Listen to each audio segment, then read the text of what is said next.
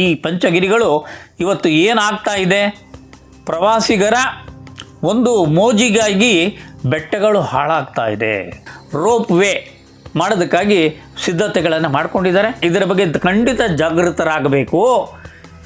1,00,000 ಆನೆಗಳು ಬಂದು ನಂದಿ ಬೆಟ್ಟಕ್ಕೆ ಒರ್ಕೊಂಡ್ರು, ತಳ್ಳಿದ್ರೂ ಬೆಟ್ಟ ಅಳ್ಳಾಡಲ್ಲ, ಇದು ನಿಜ. ಆದರೆ ಬೆಟ್ಟದ ಒಳಗಡೆಗೆ ಇಲಿ ಹೆಗ್ಗಣಗಳು ಸೇರ್ಕೊಂಡ್ಬಿಟ್ಟು ಬೆಟ್ಟವನ್ನೇ ತೋಡು ಬಿಸಾಕ್ಬಿಟ್ರೆ ಬೆಟ್ಟವೇ ಸರ್ವನಾಶ ಆಗೋಗ್ತದೆ. ಆ ಇಲಿಗಳು ಹೆಗ್ಗಣಗಳು ಮಾಡ್ತಕ್ಕಂಥ ಕೆಲಸವನ್ನು ಈ ರೋಪ್ ವೇ ಹೆಸರಲ್ಲಿ ಮಾಡ್ತಾ ಇದ್ದಾರಲ್ಲ, ಇದು ಬೆಟ್ಟಕ್ಕೆ ಮುಂದಕ್ಕೆ ದೊಡ್ಡ ತೊಂದರೆ ಆಗುತ್ತೆ.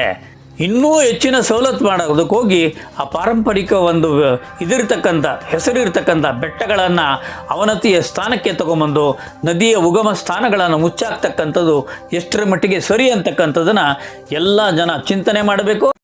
ಧರಣಿ ನ್ಯೂಸ್ನ ಬೆಂಬಲಿಸಿ. ಧನ್ಯವಾದಗಳು. ಮತ್ತೆ ಭೇಟಿಯಾಗೋಣ.